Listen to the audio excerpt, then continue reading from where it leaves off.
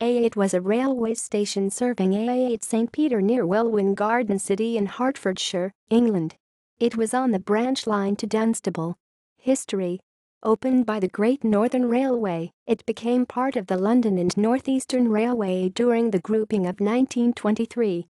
The station then passed on to British Railways on nationalisation in 1948, but was closed by the British Railways Board that year when the station was destroyed by fire and never rebuilt. 1.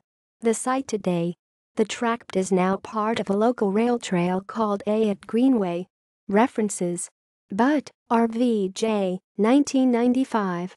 The Directory of Railway Stations details every public and private passenger station, halt, platform, and stopping place, past and present. First ed.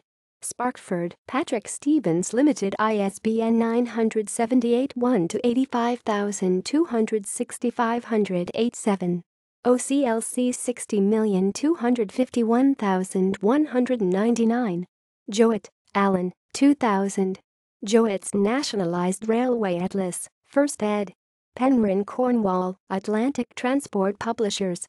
ISBN 978-0-906,899-99-1. OCLC 228,266,687. External links. Ayot Station on Navigable OS Map. Ayot Station on disused stations.org.uk